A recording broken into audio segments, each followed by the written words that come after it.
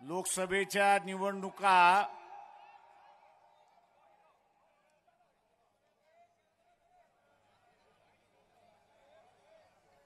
या जवळ आलेल्या आहेत।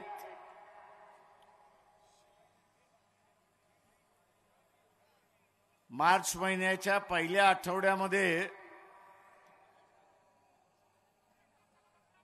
इलेक्शनच्या तारखा सुद्धा जाहीर होतील आणि आपल्या समोरचं असणारं लक्ष हे आपण कायम ठेवलं पाहिजे आणि ते म्हणजे पुन्हा आरएसएस भारतीय जनता पक्षाचं सरकार केंद्रावरती येणार नाही याची दक्षता आपण त्या ठिकाणी घेतली।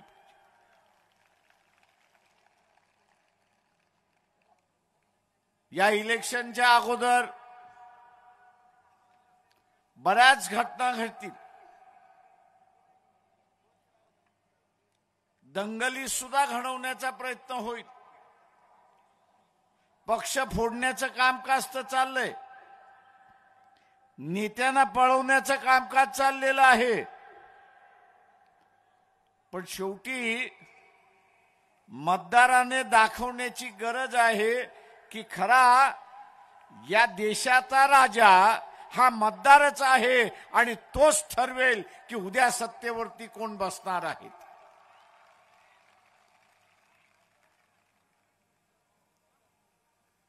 मित्रो,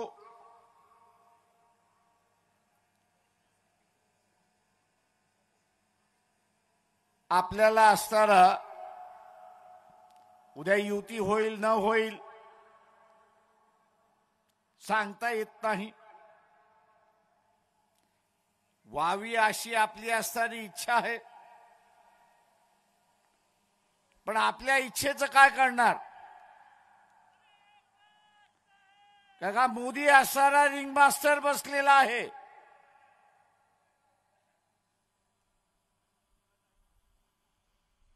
त्या रिंग मास्टरने तुला जेलमध्ये घालतला सांगितलं तर हा जाणारा जेलमध्ये म्हणतो मी तुझ्याच जेलमध्ये येतो ना, कशाला तू पोलिसांच्या जेलमध्ये घालवतोय?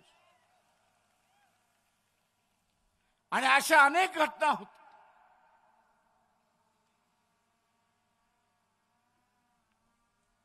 अशा अनेक घटना त्या ठिकाणी होत, पण काही झालं तर आपण आपलं गणित पक्का करून घ्यायचं।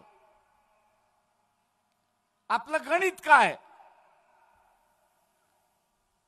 फुले शाहू आंबेडकरी विचाराचा एक मतदार, फुले शाहू आंबेडकरी विचाराचा एक मतदार यांनी आपल्या बरोबर 5 मतदार जोडले पाहिजे। आपलं गणित काय?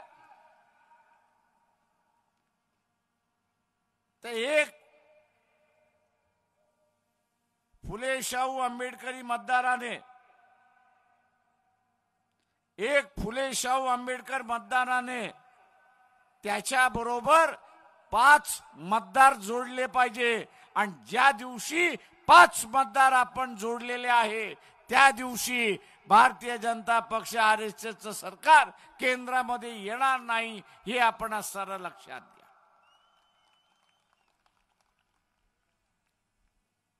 पण जोडत असताना स्वतःच्या नातेवाईकाचं, स्वतःच्या कुटुंबाचं आणि फुले शाहू आंबेडकरी विचाराच्या माणसाचं नाही।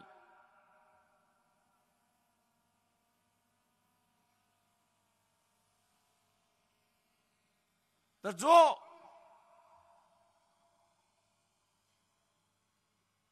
कोणाबरोबर नाही अशाला आपण जोडलं।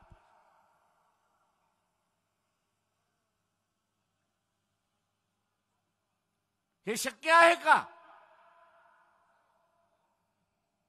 मतदाराला शक्य आहे का? मग साम दाम जे काय कुलुप्त्या वापरता येतील त्या आपण वापरल्या पाहिजे।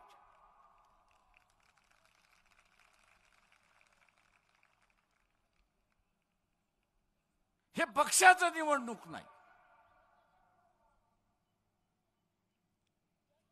ही आपली स्वतःची निवडणूक आहे, हे आपण लक्षात घेतलं.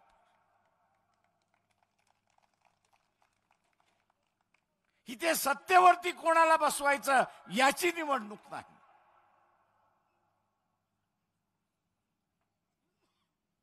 तर या ठिकाणी आपले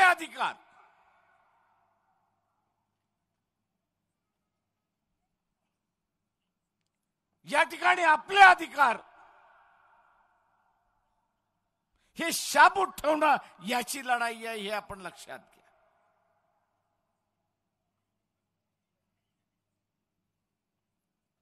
उद्याची व्यवस्था काय होणार याची चुणूक इथल्या सरकारने दाखवून दिली.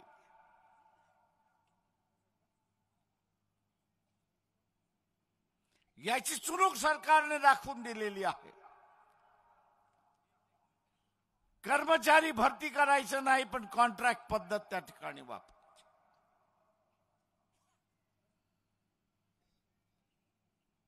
कॉन्ट्रॅक्ट वरती कामगार भरती करायचं. 2 वर्षासाठी 4 वर्षासाठी, आणि मग त्याच्या समोर पुन्हा नव्याने असणारा वेठ बिगार पद्धत आणायची अशी परिस्थिती आहे. पुन्हा वेठ बिगार पद्धती का कॉन्ट्रॅक्ट वरती असल्यामुळे शाश्वती नाही, हमी नाही. शाश्वती आणि हमी नसल्यामुळे तो ज्या ठिकाणी काम करतोय, ज्याच्याकडे काम करतोय, त्यांनी सांगितल्याप्रमाणे वागल्याशिवाय त्याच्याकडे प्रयत्न नाही, हे लक्षात घ्या. तू वागला नाही, ऐकलं नाही, तर टर्मिनेशनची नोटीस आली, तो उपासमार आला. मग आपला उपासमार टाळण्यासाठी जे सांगितलं त्या केलं जाईल अशी परिस्थिती आहे. आणि म्हणून ही आपल्याला वेठबिगार पद्धत पाहिजे का? बाबासाहेबांनी ही वेठबिगार पद्धत बंद केली. सरकारी कर्मचाऱ्याला चुका केल्याशिवाय काढता येणार नाही, त्याचं वय होत नाही तोपर्यंत. एक शाश्वत दिलं, त्याला शाश्वत केलं, पण आता असतानाही शाश्वत काढल्या जात, अशाश्वत केल्या जात. हमी होती ती हमी संपवल्या जाते, आणि पुन्हा टांगती तलवार त्याच्यावरती ठेवल्या जाते. ही उद्याची येणारी परिस्थिती आहे. शाश्वत इथला कोणच राहणार नाही. पूर्णपणे शासनाच्या मर्जीवरती जगावं लागणार अशी परिस्थिती आहे.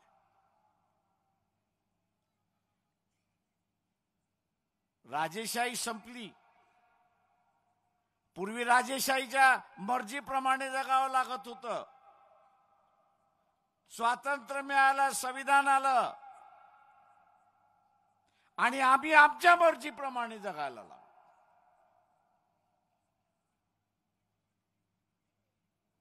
आज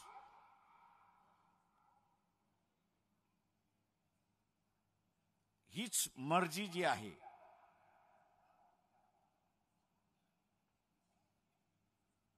त्यावरती अंकुश घातला जाणार, बंदिस्त केल्या जाणार. ते वेगवेगळ्या पद्धतीने बंदिस्त केल्या जाणार. एनआरसी मार्फत बंदिस्त केल्या जाईल, दंगलींमार्फत बंदिस्त केल्या जाईल,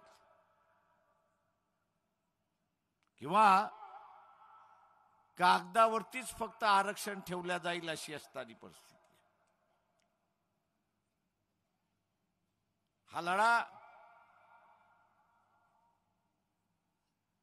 पक्षांचा लढा आहे म्हणून असं बघून चालणार नाही. कुठला तरी पक्ष सत्तेवरती बसवत होता, या अगोदर बरोबर होत का ह्या सगळ्या पक्षाने घटनेने दिलेल्या चौकटीच्या बाहेर आम्ही जाणार नाही हे स्वतःवरती घालून घेतलेलं बंधन होतं. त्याच्यामुळे लोकांचं स्वातंत्र्य हे अबाधित राहिलं. आज आपल्याला असणारं दिसतंय की RSS बीजेपीचं असणारं सरकार हे म्हणतंय की आम्ही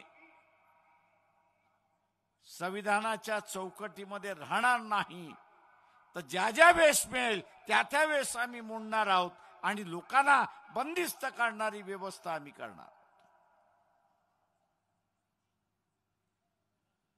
आपल्याला बंदिस्तामध्ये जगायचं आहे का ह्याचा निर्णय या लोकसभेमध्ये द्यायचा हे आपण लक्षात घ्या. आज आपण बघत असाल की ज्या भांडणाचं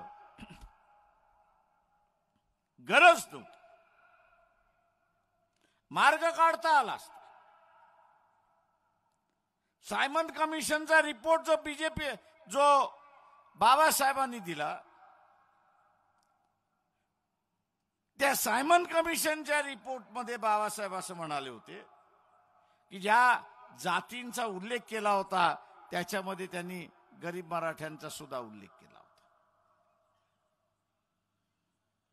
त्यांनी या गरीब मराठ्यांचा सुद्धा उल्लेख केला होता, पण त्या काळात झालं नाही.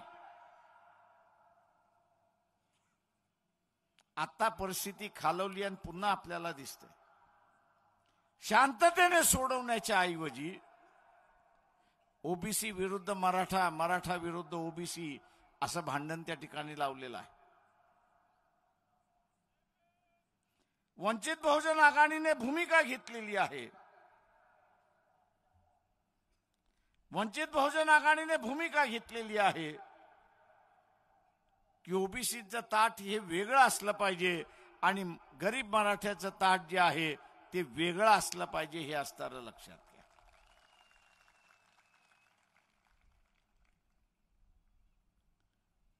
हे ताट वेगळं व्हावं यासाठी जरांगे पाटील लढतायत.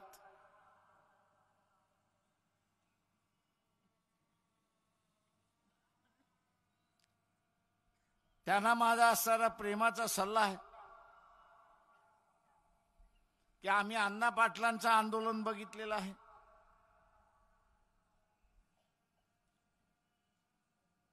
अण्णा पाटलांचं आंदोलन जिरवण्यात आलं.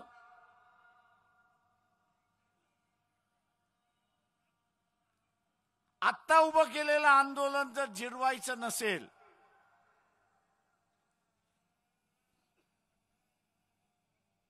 तर तुम्हाला इलेक्शन मध्ये उभं राहिल्याशिवाय दुसरा पर्याय नाही.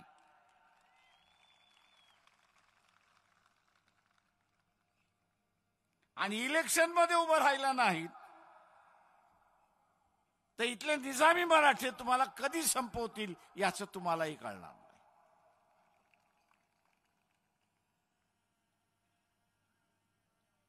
बघा, इथल्या गरिबांच्या चळवळी कधीच उभ्या राहिल्या नाहीत, त्या उभ्या राहू दिलेल्या नाहीत.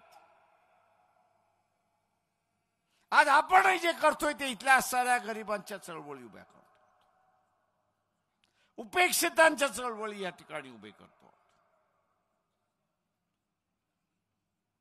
या उपेक्षितांच्या चळवळीमध्ये एकजूट होणं हे त्याच्यातलं महत्वाचं आहे.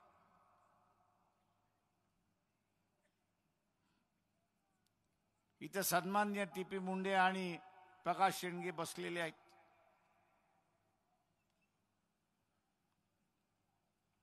आपण जे करत आहात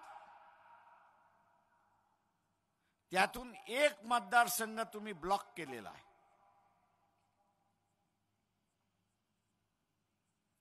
तुम्ही एक मतदारसंघ बंद केलेला आहे. त्याला वेगळं पाडलेलं आहे. निजामी मराठ्याला तुम्ही वेगळं पाडलेलं आहे. नवीन मित्र हा शोधावा लागेल हे सारं लक्षात घेतलं. आणि हा नवीन मित्र शोधायचा असेल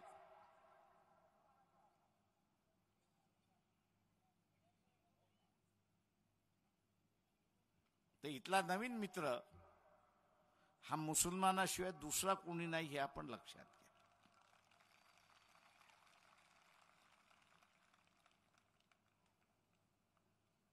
हा मुस्लिम समूह सुद्धा स्वतःची असणारी सुरक्षिता राजकीय पक्षांमध्ये शोधतोय. मुस्लिम समाजालाही सांगतो, राजकीय पक्ष तुम्हाला सुरक्षिता देणार नाहीत. राजकीय पक्ष तुम्हाला सुरक्षिता देणार नाहीत. या वंचितांच्या सभेमध्ये आणि वंचितांच्या आंदोलनामध्ये मुसलमान सहभागी झाला, तिथे त्याला सुरक्षिता मिळेल हे असताना लक्षात घ्या.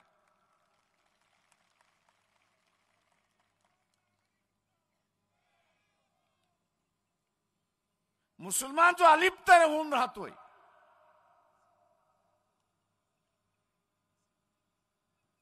त्याच्या अलिप्तपणातून त्याला बाहेर पडावं लागेल.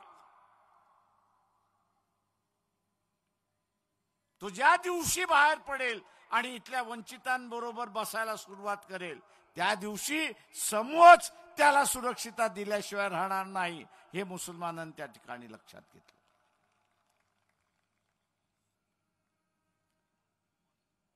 मी असणारा ओबीसीना विचारत असतो की तुमचं आणि मुसलमानाचं भांडण काय?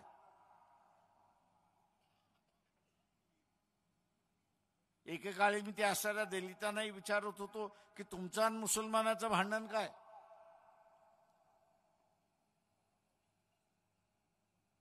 तुम्ही राजे महाराजे होतात का?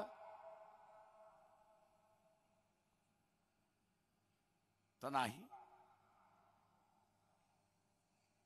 उपेक्षित तुम्ही होतात. दरबारी सुद्धा नव्हतात अशी असणारी परिस्थिती, चोपदार नव्हतात अशी असणारी परिस्थिती होती. शिवाजी महाराजांचा काळ सोडला तर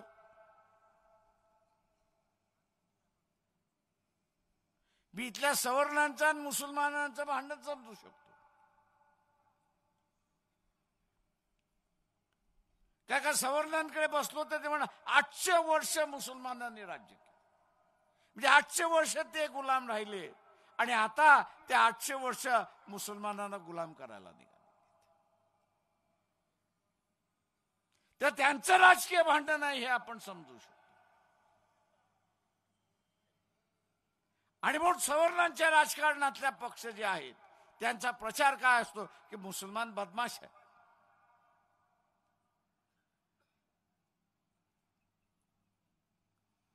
आणि तो दुरी करायला बघतो, त्या दोघांमधला भिन्नता, आणि आपण त्याला बळी पडतोय अशी असणारी परिस्थिती.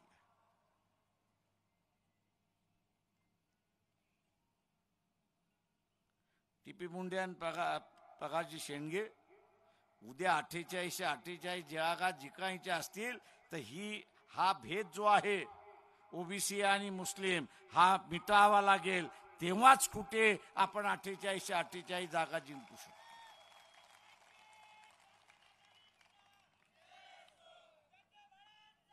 आणि म्हणून मुसलमानांना माझं आव्हान आहे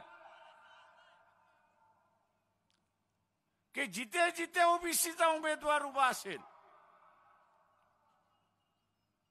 जिथे जिथे ओबीसीचा मुसलमान उभा असेल, त्याला मतदान देऊन मोकळं व्हा.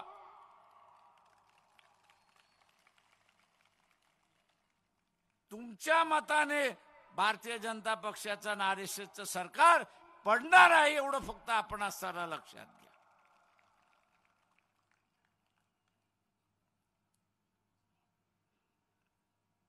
मित्रो, हा सारा कठीण काळ, हिम्मत दाखवण्याचा काळ आहे.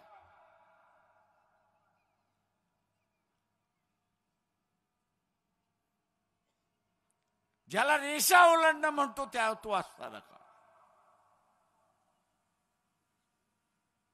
जसं मी जरांगे पाटील यांना म्हणतो, हिम्मत दाखवा, समाज तुमच्या पाठीमागे आहे, गरीब मराठा तुमच्या पाठीमागे आहे, हिम्मत दाखवा, निर्णय घ्या, उभं राहा आणि इथल्या असणाऱ्या व्यवस्थेला परिवर्तन करा.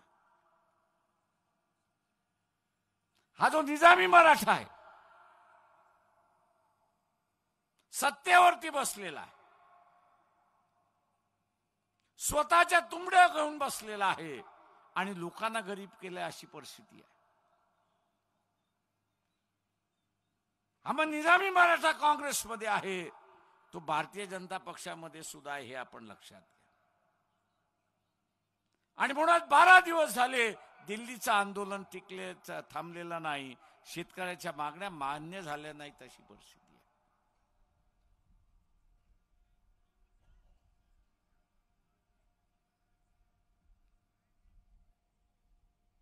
उद्याच्या या कालावधीमध्ये जरांगे पाटील यांनी जशी हिम्मत दाखवली पाहिजे, तसंच टीपी मुंडे आणि प्रकाश शेंडे आपणही असणारी हिम्मत दाखवली पाहिजे की इथल्या मुसलमानांबरोबर बसून एक राजकीय समझोता आपण केला. ही काळाची गरज आहे.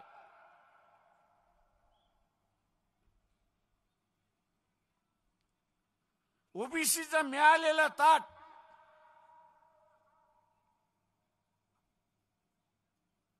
व्हीपी सिंगाच्या निमित्ताने निर्माण झालेलं हे ताट अबाधित ठेवायचं असेल तर हा राजकीय समझोता आपल्याला करावा लागेल, हे लक्षात घ्या.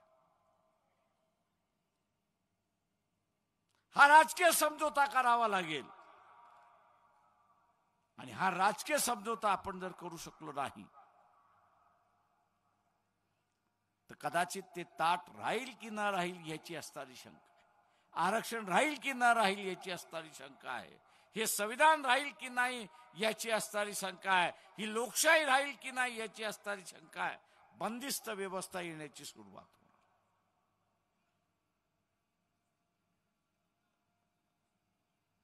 आणि म्हणून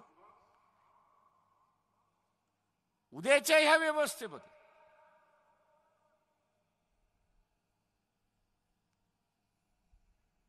जो बदल आहे, उपेक्षितांचा बदल आहे, वंचितांचा बदल आहे, त्याचा धर्म न पाहता, त्याची जात न पाहता उद्या वंचितांची सत्ता ही आपल्याला आणायची आहे. ती आपण सगळेजण आणाल आणि त्याच्यासाठी आपण कटिबद्ध राहाल ही अपेक्षा मी आपल्या सगळ्यांतून बाळगतो आणि आपली रजा घेतो. जय भीम, जय भारत.